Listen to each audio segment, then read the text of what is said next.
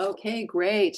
Welcome, everybody. My name is Susan Macbeth. I'm the founder and owner of Adventures by the Book, and I'd love to welcome you to our book bingo. This month, we are featuring, I was going to say Mother's Day, Women's History Month. Our next bingo is Mother's Day. But we have six fabulous authors, female authors who have written about female characters, strong women, interesting women, women forgotten in history, women you need to know about. So we're glad you're here. For those of you who are new to bingo, you should have gotten a separate link where you can open up your bingo card. If you haven't gotten that, didn't find it, didn't know how to do that, I'm sorry we're not able to help you with that now, but you can join us next month and just email us and we can help you work through that process. Most of you are regulars, so we're glad to see you back. Let's see. Also want to welcome, we have 7 new Adventures by the Book ambassadors, and we're really excited to welcome them. I know some of them were in the audience. Simon was there. Janis is here. I can't remember who else I saw in the audience, but we want to thank them for supporting Adventures by the Book and Novel Network. As you know, oh, Dorothy is here. Thank you. Hi, Dorothy Miner, our book whisperer from Oklahoma. And for those of you who aren't familiar, Book Bingo is a way that we can expose you to authors who are Novel Network members and are interested in meeting with your book clubs and excited to do so. In fact, so much so that they put their calendar on novelnetwork.com. You can sign up your book club for free, scroll our database of about 150 authors, and schedule your book club visit right there on the site. It's one-stop shopping. You can even purchase the books there. We may even be able to get you signed book plates for your books. It's really fun. We do lots of events from our Pitch Fest, and we do in-person events in San Diego, and are expanding as well. We're doing some events in Sonoma now, and everywhere else. So just check out our website, adventuresbythebook.com, and you can see some of the stuff we have coming up. I do want to announce our next book club bingo is going to be Thursday, maybe Wednesday, I don't remember, May 2nd. It's a celebration of moms. And so, as I mentioned earlier, Zorro, the drummer, the famous drummer, is in our audience, and he's a new Novel Network member. He's got a new book coming out, Maria's Scarf, and he's going to be joining us in May as well. And who knows, maybe he'll play drums for a few minutes for us. Whoever knows what's going to happen. So bingo, how it works. You open up your bingo card, and Debbie is going to call the bingo game in the chat box. So she'll do that by typing. We do not interrupt our authors speaking by stating anything out loud. So you just have to pay attention to your chat box. And she's going to give us an example now of what a call looks like. She will type in all caps bingo call, and then she'll put something that's on your bingo card. So for example, if it says Champagne Widows book image, then you want to look for that and click that. Make sure to click it on your bingo card, because it's computer generated and the computer will log your answers and also your mistakes. So if you mistakenly call a bingo and you weren't actually supposed to call one, the computer will pick it up and the computer generates the winners at the end. So when you have a bingo, and that can be vertical, horizontal, and diagonal, it does not have to be a blackout. You just type bingo in the chat box with your name and email address, and Debbie will log those. Thank you, Debbie, for being here and for running the bingo. It's a lot of work behind the scenes, and she does an amazing job of making it look seamless. You also will not see on your screen Riley, who is in the background, and she is doing chat box links to all our authors and relevant sites as we're speaking about them. So thank you, Riley, sorry. So we're going to go ahead and get started with our first author, who's joining us all the way from London, England. So she's very kind to join us when it's almost midnight there. Gill Paul is the USA Today and Wall Street Journal bestselling author of 12 historical novels, many of them about real women from the past, whom she thinks have been marginalized and misjudged by historians. Pretty much, isn't that every woman in history, Jill? Her latest novel, A Beautiful Rival, reveals the infamous rivalry of cosmetic titans Elizabeth Arden and Helena Rubinstein. A rivalry always makes for a juicy story. So do tell, Jill. Welcome all the way from London, England. Hi, hello everybody. I'm so excited to be here tonight. I mean, this is completely a cause after my own heart, Women's History Month. And thank you so much to Janis Daly for curating the amazing list of 31 novels. It must have been loads of work. And thanks too to Susan and Debbie for organising the event tonight, and all the other authors. What great company to be in.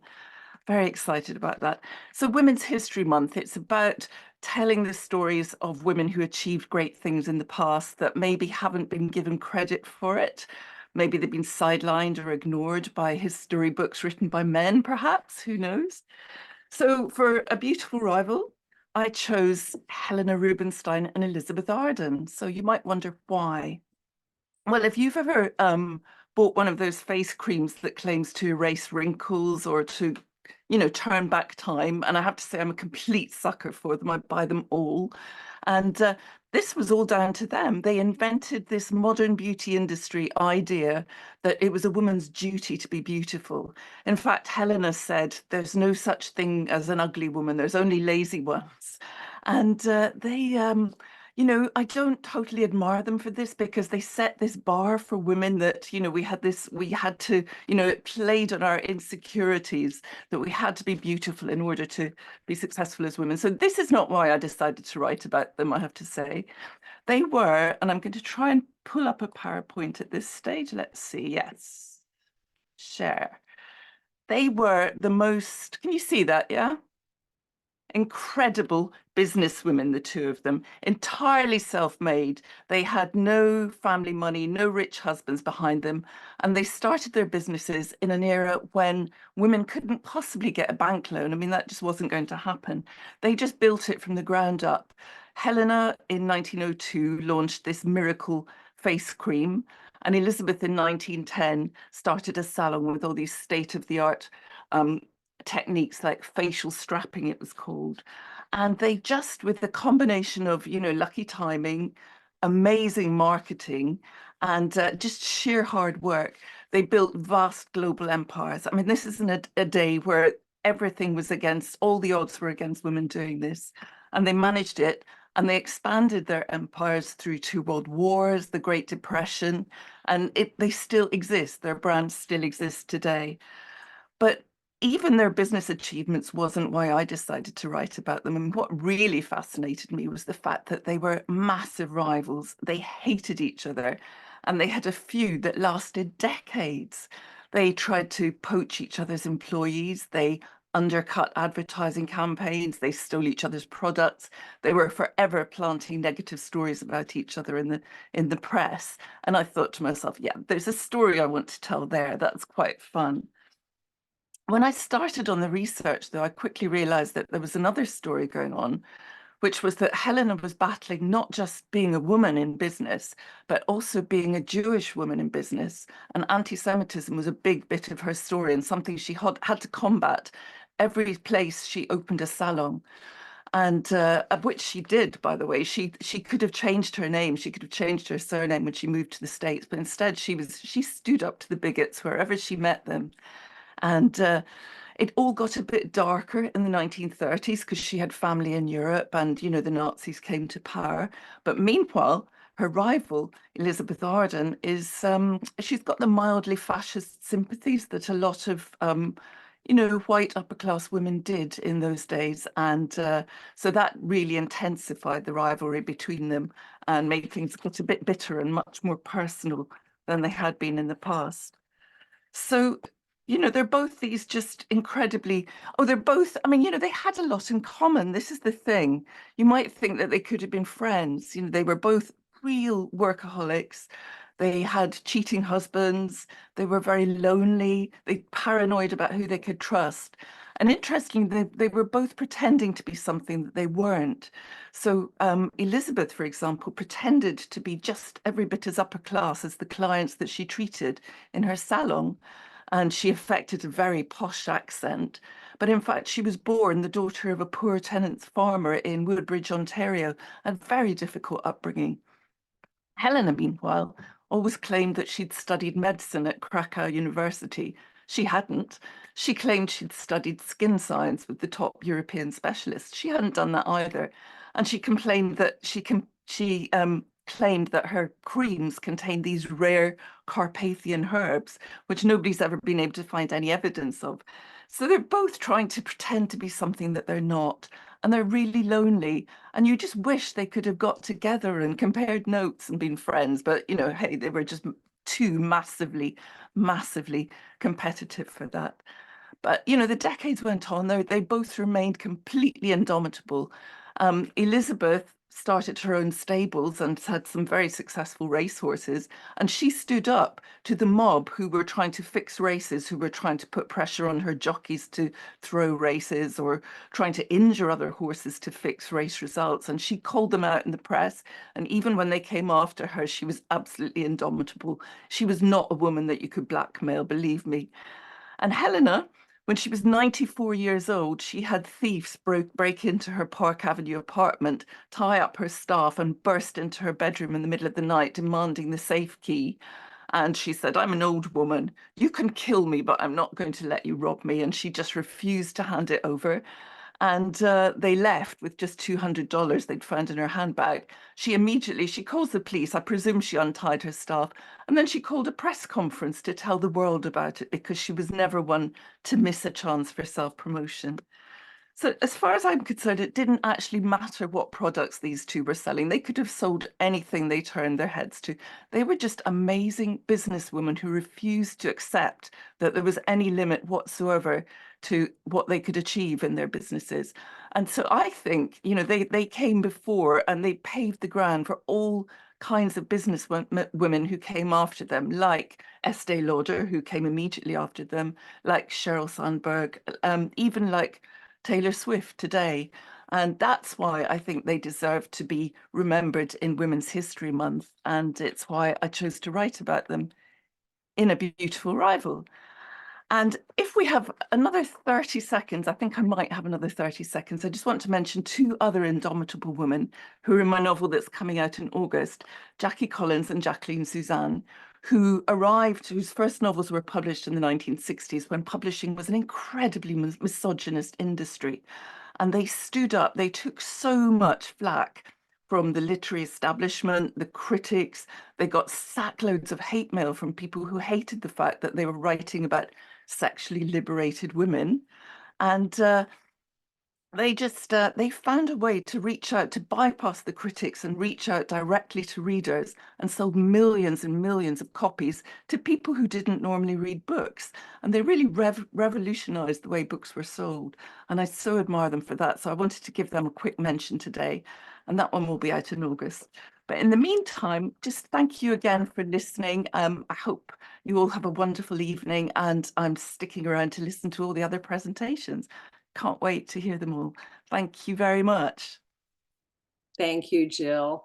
And we can't wait for the new book. In fact, you know, you're writing about Jackie Collins, and one of my very first events when I got in this industry is her sister, Joan Collins.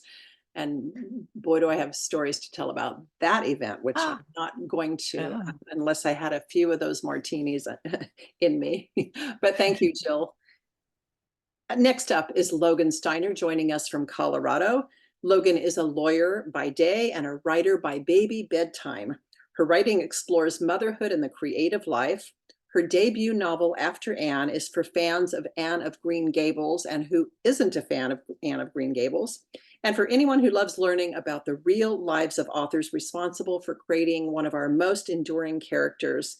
It tells the life story of the author Lucy Maud Montgomery. Can't wait to hear more about this beloved author. Welcome, Logan. Thank you so much. I am so thrilled to be here in this incredible company. Thank you so much to Debbie and Susan for organizing, and to Janis for the incredible list of novels to read this month, all of which are going on my to-be-read list that I haven't read yet immediately. So as Susan said, this is my debut novel, After Anne, and it is a 8-year labor of love. So a long time in the making. And I thought I would tell you a little bit today about, start with myself, and then tell you a little bit about the book, and then about my inspiration and what I hope readers take if you get a chance to read Maud's story. So I am, as Susan said, a lawyer, writer, mother living what Emma Gandon would call kind of a multi-hyphen life here in Denver, Colorado. So I practice law at a boutique law firm. I'm a litigator, specializing in brief writing. And I've been an assistant U.S. attorney, worked at a big law firm, clerked for several federal judges, had a lot of different law jobs, but this one really is the best fit because it focuses, that I've found so far, it focuses on writing and storytelling, which are the parts of law that I enjoy the most, as well as teaching young associates. And I am a mother of a 2.5-year-old, currently middle of potty training, so wish me luck with that. And I, as I said, I'm a writer when I can make the time for it, and I'm working to make more and more time for it these days. It's been a lifelong dream since I was young, this novel was many years in the making. I'm at work on another, and I write a weekly Substack too, which has been this real joy add to my days in the last year and a few months. So you can find me on Substack every Friday, writing about creativity. So After Anne tells the life story of Ellen Montgomery. Many of us know her as the creator of Anne of Green Gables, this timeless character who just had a Netflix series made about her recently. She's so enduring. Ellen Montgomery went by Maud. Maud's story is really one of success against all odds. I think that is a theme among many of the authors' books here today. She was born in rural Canada, 1874, lost her mom before she was 2. Her dad was in and out of the picture. She was raised by her maternal grandparents, who were kind of the opposite of supportive of her writing dreams. And she persisted. So she kept submitting and submitting short stories, poems, faced a lot of rejection. Anne of Green Gables was her first novel, and it was a tremendous success pretty much right away, which was just unheard of for, coming from where she was coming from. Went on to write 20 novels, and is still one of the best-selling authors in Canada. And so, that's Maud's story. After Anne, as the title suggests, really focuses on what comes after that tremendous success. That's something I've just always been interested in, the kind of after the fairy tale, true story. And particularly, I was interested in, what comes after, the impact of success on marriage for a woman in particular, for a woman at this time in particular. But I think that is something that's really interesting still today. Navigating demands of a readership once you become really successful, and navigating a big public space. And that's something the novel explores in detail. I think you can really see this epitomized. So this is one of the volumes of the complete journals of Ellen Montgomery. So she wrote journals her whole life, recopied them in middle life, and then had them published. She left it to one of her sons to decide when they'd be published. He had them published after he died. But I think there's just something so interesting and profound about this choice to make what is usually a private practice public, but then kind of, have enough distance from it. I think it really shows the struggle between what's really mine, what's really internal, and what's external and belongs to the public that Maud was facing kind of day to day. And the novel really, explores that part of her life. In terms of what inspired me, so one thing that all of my friends will say about me, I'm a big sentiment person. And one of the things that I'm most sentimental about is my relationship with my grandma. She was like Maud in some ways. She was, Scottish roots from a small farm town in Iowa. I would visit her there. She introduced me to Ellen Montgomery, and she became my favorite author very quickly. And I read the books with my grandma. We watched the CBC miniseries all the time. So I had this real sentiment connection to this author. And then I learned about her life and her life story. And in particular, this note that was found beside her bed when she died that hadn't been revealed for a few generations. But this line really stood out. My position is too awful to endure, and nobody realizes it. And that just broke my heart for a favorite author, but was so interesting to me, this idea, this person who was so well known at the end of her life to feel so unknown at the same time. I thought, wow, I really want to explore this. And also,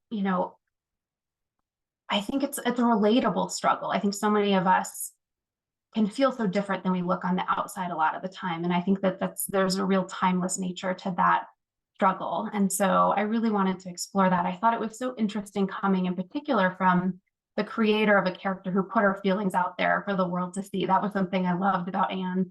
I had always been worried about what people thought, and her unfiltered ways gave me more of that permission.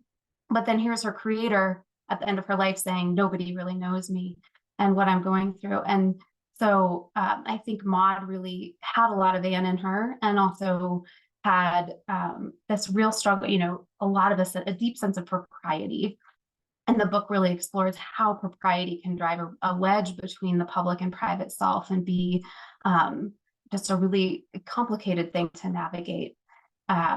So in terms of what I hope readers take, I wrote about the creative life. I wanted to write about the creative life, not just the highs and the shiny parts, but the ups and downs, because I wanted to keep being inspired myself, and because I think we all have creativity in us. And I really thought by telling a story like this, I want to motivate more people who are Anne lovers, people who are not, to make things. As well as to really gain an even deeper appreciation for these timeless characters by understanding more about what the person behind them went through. I mean, for me, I just always think, when I think of Maud's story, about this quote by Elizabeth Kubler-Ross that said, the most beautiful people we know have known loss, known suffering, and found their way out of the depths. Beautiful people do not just happen. And I really think Maud is one of those people. And this book tries to tell, parts of her story that haven't been told before. So love to hear from readers, love to appear at book club through Novel Network. Thank you so much. I'm so happy to have had this chance to be here with all of you. Thank you, Logan. And those are really beautiful sentiments of why you wrote the book, and inspired by your grandmother. And we wish you much sleep in your future as well, so you can write more books for us. Thank you. Thank you. Next up is Alix Rickloff. Alix is the critically acclaimed author of historical fiction whose family tree includes a knight who fought during the War of the Roses, and a soldier who sided with Charles I during the English Civil War. Oh, I think she and Jill would have a lot to talk about. With inspiration like that, what else could she do but start writing her own stories? Her latest novel, The Girls in Navy Blue, is a gripping and compelling dual timeline novel about 3 women who joined the Navy during World War I to become yeomanites. Did I say that right? And the impact their choices have on one of their descendants in 1968. Welcome, Alix. We can't wait to hear more. Oh, well, thank you.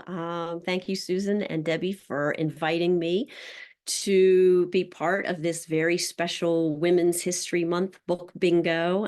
I've been loving hearing about all these forgotten sort of women in history, or these moments in history that have sort of been overlooked. It's sort of like Jill said, that history written by men kind of glosses over all the women's moments in there. But the novel I wanted to talk to you about was The Girls in Navy Blue.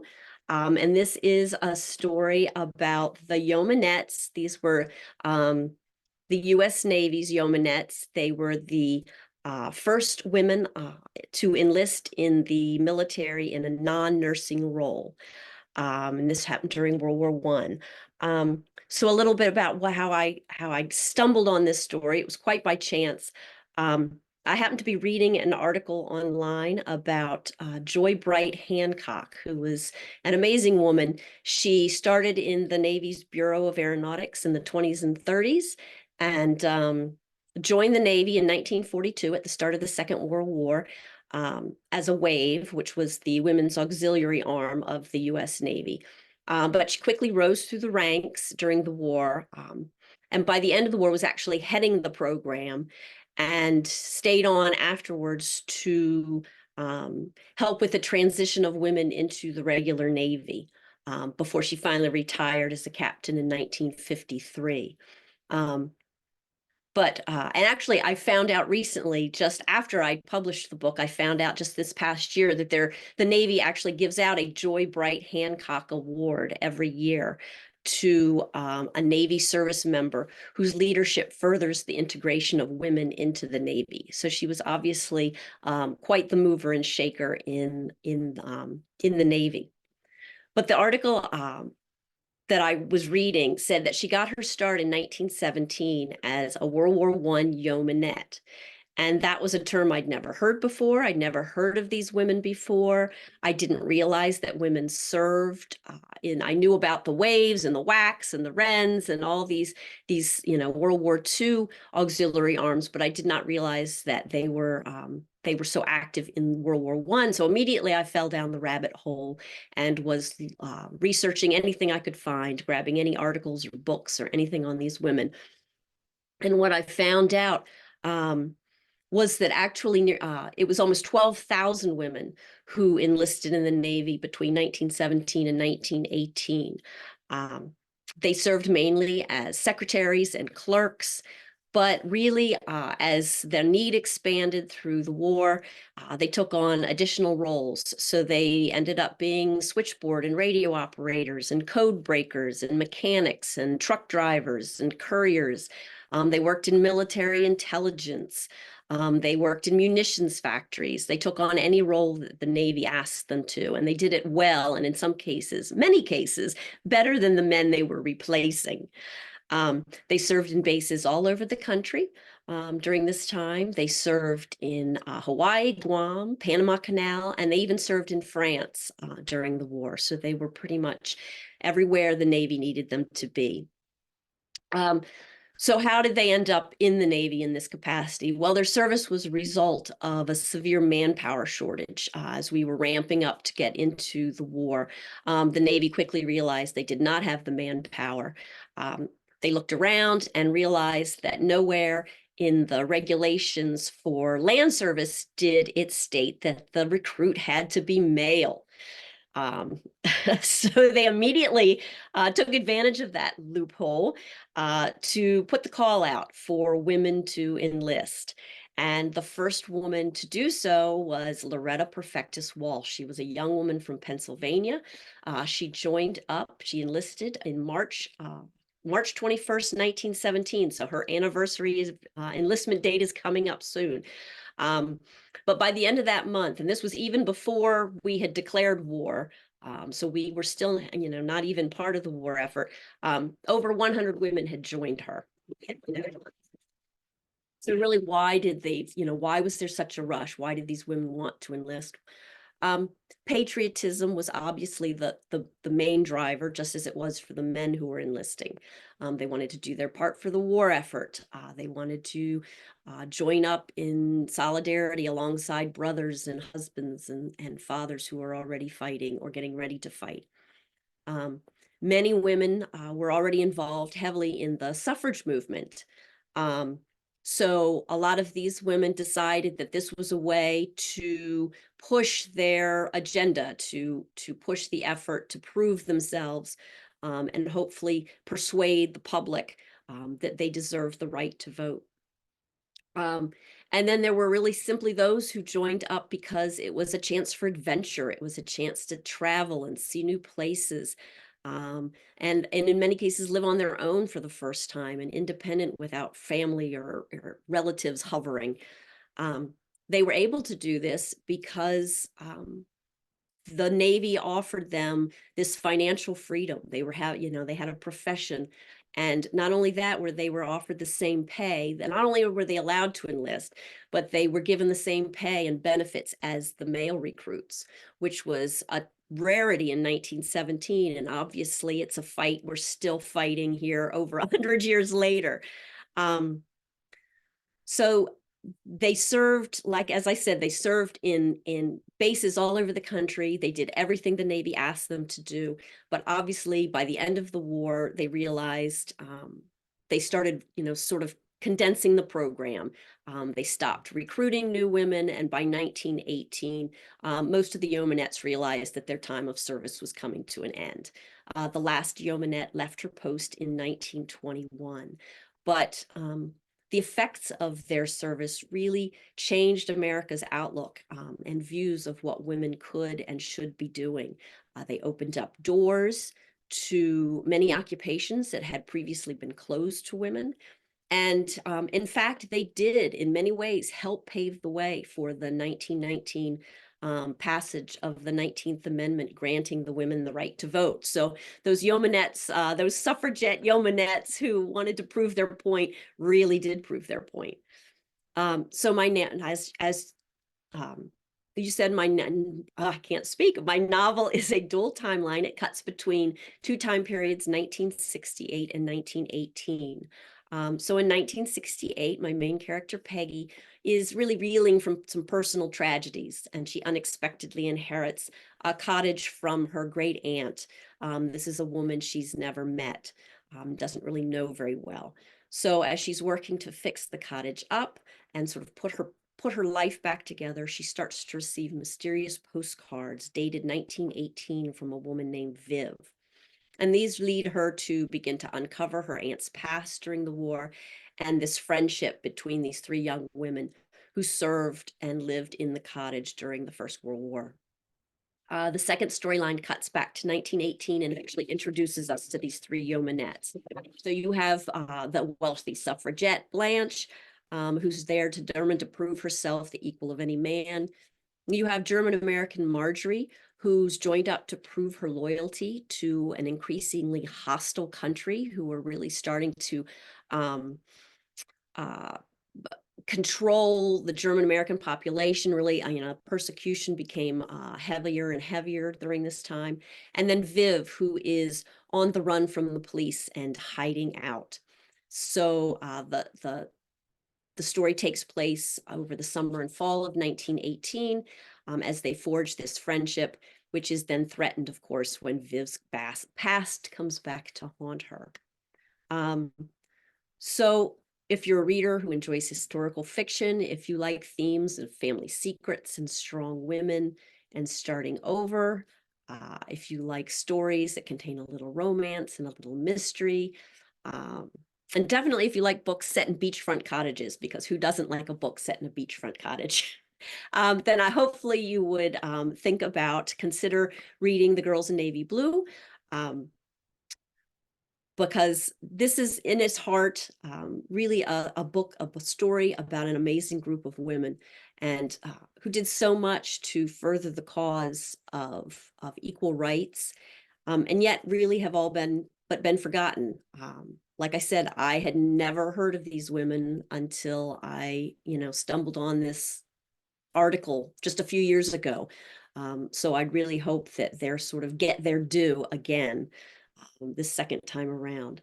So I just want to thank you all for letting me natter on about my girls. My next book is another dive into forgotten women's history, which is The Last Light. I hope you don't mind. Last Light Over Oslo, which is about Daisy Harriman, who was the ambassador to Norway at the start of the Second World War when the country is invaded by the Germans. So anyway, I want to say thank you all for letting me bend your ears, and I look forward to hearing from the other authors and learning about all these other forgotten moments in women's history. So thank you. Thank you so much, Alix. And what a perfect book for Women's History Month, because you're right, I think hardly anybody has ever heard of yeomanettes, and people in the chat box mentioned that as well. So I think it's a great book to pick up. And Oslo, I mean, how many books are written in Scandinavia? That sounds fascinating. Thank you so much. Next up is our Adventures by the Book ambassador, Janis Robinson Daly. She found her next career direction, unearthing the stories of women whose lives have remained in the shadows. There's a common theme here, and I'm so glad there's so many of you telling these stories. After the discovery that one of her ancestors was a founder of the Women's Medical College of Pennsylvania, The Unlocked Path presents and embraces a new woman of the early 20th century, educated, career-minded, independent. Janis is also the author or excuse me, I was going to say she's also a new ambassador, which I already mentioned, of Adventures by the Book and Novel Network, and we're excited that she's here. And she just did a great campaign on social media, Women's History Month, and I don't know if you're going to mention that, but I wanted to mention that as well because it's pretty terrific. Thank you and welcome, Janis. Thank you so much, Susan, and thank you, Debbie, too, for organizing, and Riley in the background. And thank you to the other wonderful authors that are on. I had the pleasure of reading all of your books, including Stephanie's. Thank you for the ARC, because I definitely, when I heard about that, knew it had to be on the list this year for 31 titles to read for women's history, and glad that we could spotlight 6 of them here tonight. I do have a PowerPoint, so I'm going to go ahead and share my screen. And hopefully this comes right on. And we'll get into slideshow. Okay, so as Susan mentioned, I never set out to become an author. I never had dreams of being a writer or anything, but it was truly discovering that I had an ancestor, my great-great-grandfather. So there were some men that supported women's dreams and ambitions. Back in 1850 in Philadelphia, he was one of the founders of the first women's medical college in the country. And it was in Philadelphia.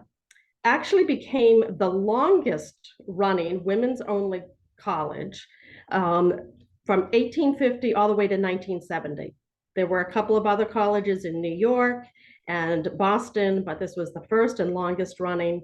They actually were the first medical college to open their own hospital facility as well.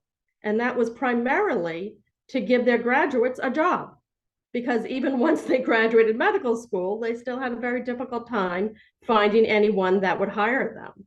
So the Unlocked Path really is a celebration of many of the women I found in my research that I felt like their stories needed to be told. I had never heard of early women doctors and all of their achievements. So what I'd like to do is just to spotlight 6 of them that appear, 3 in The Unlocked Path, which was my debut novel that came out in August of 2022. And flip back, because I just announced yesterday that the sequel, The Path Beneath Her Feet, will be coming out in September of this year. And it continues the story and includes some information about a few other women that I found in my research. So the first woman that I discovered actually in my research, and that really made me pause and think, wow, these women were amazing, and their stories do need to be told. And the first is Dr. Anandabai Gopal Joshi, whose story is completely amazing in that she came to women's medical college from India at the age of 18. You could go to medical school right out of high school back in the 1800s, even the men. And she was the first woman from India to earn a Western medical degree. This was during the Victoria era, and actually even received a proclamation from Queen Victoria when she returned back to India after completing her studies. So remarkable in itself that first she came all the way from India to America to study, finding one of the only schools that would admit women. But it was more reading her application letter that I was able to find in my research, that I thought if I could be half as eloquent as Anandabai in her words as a 17, 18-year-old woman wanting to study medicine and having that type of determination, maybe I would find some success. So I just love to share with you part of her letter, because again, she just floored me, where she writes, "To render to my poor suffering countrywomen the true medical aid they so sadly stand in need of, in which they would rather die than accept at the hands of a male physician. The voice of humanity is with me, and I must not fail. My soul is moved to help the many who cannot help themselves." So here was a woman, she didn't set out to be a writer. She was actually a wife and a mother by the age of 14. But it was losing her first child when she was only 14 years old that propelled her into wanting to study medicine and to help other women in India like herself who did not receive the care that she thought they needed, mostly because it was all male physicians tending to them. So applauding Anna Debye, she was truly my inspiration for wanting to tell the story about more of these early women doctors. And she makes an appearance in The Unlocked Path as the inspiration for my main character, who's actually a fictional character, a composite character who's been inspired by so many of these other women that I researched. So that was Anna Debye. The next woman that I wanted to mention is Olga Pavinsky, that another amazing woman that came to women's medical in 1897 from Lithuania, unable to speak a word of English, also 18 years old. Her brother was here in Philadelphia as a pharmacist, but she came and she entered, she's in uniform here. I'll tell you a little bit more about that. But after World War I, she joined the New York Department of Public Health and worked there for 40 years in bacteriology research, developing toxins and vaccines, was instrumental in working on the diphtheria vaccine, which is late as the 1930s. We had no vaccine for diphtheria, and it was claiming lives around the world, of course. So she worked on that project. And believe it or not, she even designed a culture bottle that ended up being instrumental in Salk's work in developing the polio vaccine. I don't know any of the science, why the specific design of this bottle was so important, but it's been given credit of helping Salk in developing the vaccine for polio. And it is now actually exists and is manufactured and trademarked, the Olga Pavinsky bottle, in use today by a medical device company out of New Hampshire. So definitely thinking about Olga's contributions to medicine as finite as tweaking the design of a culture bottle to help with research. Olga appears in The Unlocked Path as the best friend and classmate of my main character. I have tweaked her story a little bit in The Unlocked Path, but certainly, as you will find out, come September, in The Path Beneath Her Feet, I get her back into the laboratory where she is doing her research work. Dr. Charlotte Fairbanks, so she also is in uniform here, like Olga Pavinsky. Both Charlotte and Olga became part of the American Women's Hospital. Before entering women's medical and graduating in 1902, she entered with degrees from Smith, Yale, and Bryn Mawr. So quite well-educated. She was a little bit older than most of her classmates, but an amazing, amazing doctor. She became a surgeon. So unlike the Yeomanites that actually entered the Navy and received commission, Charlotte and Olga were part of 60 women who formed the American Women's Hospital and approached the US Army at the outbreak of World War I, when the US entered the war in 1918, and volunteered their services as medical professionals. And the US Army promptly said, no, thank you. And they didn't care. They wanted to serve, they wanted to care, they had a calling. And so they went to France on their own, with their own funding, and they began working in France, treating the French civilians, who of course were having battles in their backyards and their farmlands. Disease was still striking them left and right, even more so as hunger set in, being in a war-torn country. So just an amazing, amazing story that these 60 women Charlotte Fairbanks, again, is the primary surgeon. Other doctors, nurses, even a dentist, all went over. Luckily, the US Army finally caught wind of what they were doing over there and decided, okay, I guess we can send some of our Army casualties over to these women to be treated. But they were never commissioned into the Army.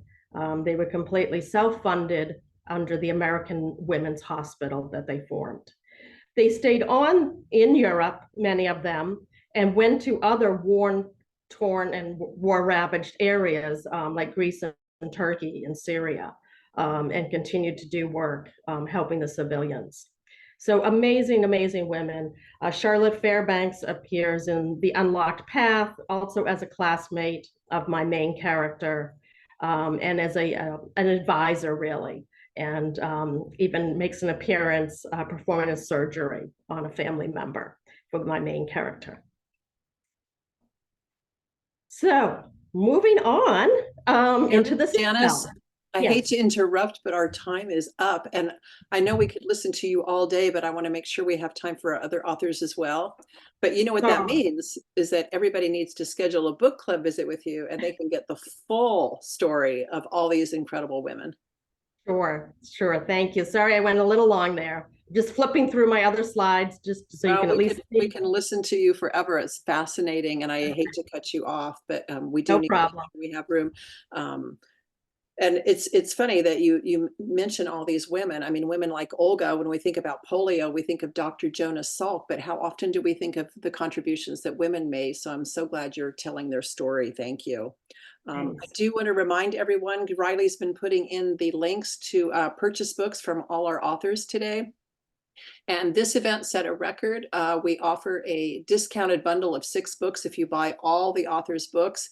And this month we set a record for the most people who bought those six package bundles. So thank you for your support of all the books. We appreciate that. The authors appreciate it. And it just tells us how much we want to read these untold stories. And also I want to remind you, for those of you who joined us late or have to leave early, we do have a YouTube channel. You can follow us on YouTube at Adventures by the Book, and we will be recording this and putting it over on YouTube, so you can watch the event in its entirety or skip forward to your favorite parts. Okay, next up we have Stephanie Dray. Stephanie is a New York Times, Wall Street Journal, and USA Today best-selling author of women's historical fiction. Her award-winning work has been translated into 8 languages and tops list for the most anticipated reads of the year, and they are definitely that. Her latest novel, Becoming Madam Secretary, who none of you have yet, except those of you lucky enough to score an advanced copy, which, by the way, I didn't get and I'm protesting. But her book will be released next week. And for those of you who ordered books, you will get your copies after they release after next week.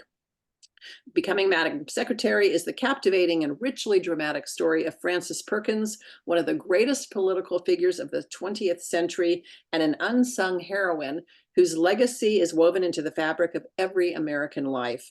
Stephanie, it's always a pleasure to see you again, and can't wait to hear about the new book coming out next week. Welcome. Thank you, and I want to thank you and Deb and Janis and everyone who made tonight possible, including those of you who are in the audience, because we're here to honor all these women in history. And it isn't just about giving them their due, although it is about that too. It's about understanding that women have always been part of history and part of shaping our nation and nations around the globe. And understanding the roles that we've played in history helps us understand what we're capable of now and encourages us to pick up the torch and take the tools that these women gave us and from the sacrifices that they made and carry their legacy forward into the modern day. So, if you have journeyed with me through the lives of founding mothers in my books, America's First Daughter, or My Dear Hamilton, or The Women of Chateau Lafayette, you know how much I love diving into the hearts and minds of women who have shaped America. Well, I want you to hold on to your hats, because I am now back with a new story that's not just close to my heart, It's a revelation. This is about Frances Perkins, who is the most important woman in American history. I know that's a big claim, but I'm going to stand by it. I will die on this hill. And I think when you read this book, you're going to climb up on that hill with me and mount the cannons and fight that fight. So I want you to settle in now, boys and girls, for story time. I want you to imagine New York City at the turn of the century. Now, it was pulsing with life, and its streets were filled with hope and hardship. And this is a place where immigrants were arriving by the thousands. Some of those immigrants were my own ancestors. All of those immigrants came to America to chase the American dream and the promise of a better life. What they found was a city of really stark contrasts. Opulence and destitution kind of walked hand in hand. And, speaking of hands, on the one hand, you could see skyscrapers like the Empire State Building rising on the tide of prosperity and ambition. And on the other hand, underneath those skyscrapers were the tenements, where families were crammed in, living in squalor, and their dreams sort of shattered by the weight of poverty. While they were navigating those streets of New York, they would have walked alongside horse-drawn carriages and the occasional automobile, an example of American ingenuity and progress. But the city was really backwards in so many ways. It was rife with labor exploitation and unsafe working conditions, and disease, and children in factories, and a lack of basic human rights. Enter Frances Perkins, like the Mary Poppins of the American experiment. She was a powerhouse with a parasol in one hand and a plan to save America in the other. She was a brilliant young economist. She was a graduate of Wharton Business School at a time when women didn't go to business school. And she came to New York City on a fellowship at the New York School of Philanthropy, which is now part of Columbia University. People thought Frances had gumption because during her business school days, she would go undercover to expose pimps and human traffickers. She was a dedicated reformer who fought against everything from child labor to food safety. And she redoubled her efforts after personally witnessing the Triangle Shirtwaist Fire in New York City, which made her determined to change conditions that led to that tragedy. She wasn't going to have her hands tied by only working with respectable people to get things done. One of the most fun things I got to write about here is that she often tangles with really crooked and sometimes dangerous folks from, Tammany Hall, and she wins them over to the side of the angels. And she threw herself into the social scene in Greenwich Village, rubbing elbows with legendary bad boy writers like Sinclair Lewis and millionaire socialites like Mary Harriman Rumsey. She loved a good party. She wasn't such a Puritan that she didn't appreciate a good party. And it was at one particular party in 1910 that she met a young lawyer named Franklin Delano Roosevelt. And hilariously, she hated him. She thought he was wildly unimpressive. He was a stuck-up, Richie Rich dilettante, which he was back then. But for such an earnest reformer, Frances had a great sense of humor, and she had a lot more in common with FDR than she thought. And so one of the best things about writing this novel was to show how her relationship evolved with FDR from mutual disdain to a political partnership that changed the world. He tapped her to be his Secretary of Labor, and she became our very first female cabinet member. As Secretary of Labor, her accomplishments ranged from the banning of child labor to the establishment of the Social Security system. And her accomplishments are so monumental that they shaped the entire century. We owe Frances so much for everything we take for granted. Look up where you're sitting right now. If you see a fire sprinkler up there, you can thank Frances Perkins. If you went to school instead of working in a factory, you can thank Frances. If you went to a restaurant recently and there were no rat droppings in your food, you can thank Frances Perkins. And if anyone that you know has collected unemployment or Social Security benefits, you can thank her. Yet few Americans know her name, at least until they read my book, in which case I think they will be convinced, like I hope I have convinced you, that there should be a street or park named after her in every city in America. So thank you. I hope you'll pick it up. And I am so delighted to hear from all these other authors. My own to be read list is exploding tonight, and I am excited. So thank you. Thank you, Stephanie. And based on the pre-orders we're getting, a lot of people are looking forward to learning more about Frances Perkins. And just a reminder, you can purchase all of our authors' books on our website, adventuresbythebook.com. And most of our authors have sent us signed book plates, so you'll get a signed book plate too. We have them from Stephanie, so coming soon. And last but certainly not least is our champagne expert, Rebecca Rosenberg. Cheers, everyone. Yes, she's a lavender farmer, a champagne geek, and award-winning author of 4 books. She lives on a lavender farm in Sonoma, which I have seen, and it is beautiful. She's a champagne historian, tour guide, and champagne cocktail creator for Breathless Wines. In her newest book, Madame Pommery, she is suddenly widowed, and to support her family, she starts a champagne house with no experience and invents brut champagne, breaking society and patriarchal rules. And we love a woman who breaks rules. A nice way to end our bingo session with a champagne toast to you, Rebecca. Welcome. Well, I'm so excited to be here, and it's appropriate that we end the night with a little champagne. So actually, Madame Pommery is the second in the Champagne Widows series. And these are about the real women who actually revolutionized champagne. So if you like your bubbly, and even at a wedding or whatever, we really owe it to them.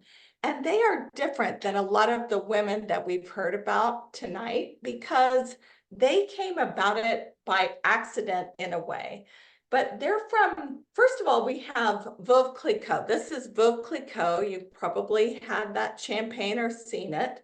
So Veuve Clicquot was in 1800s. So that's a long time ago in France. And she was a very rich 20-year-old woman who her mother was trying to marry her off. But the problem was she had a curse. She had le nez, which is the nose. And she had this extraordinary sense of smell that her parents honestly thought was a curse. And so she spent her whole life trying to not smell all the terrible smells that they had in the 1800s, which would be open sewage and factories belching and all sorts of nasty things. But her grandmother told her that it was not a curse, that it was a blessing, and that she had inherited it from the actual inventor of champagne, Dom Perignon, and her uncle worked with him. And so she took that idea that I do not have a problem. And I love this for women. Like, it's not the thing that I'm cursed with.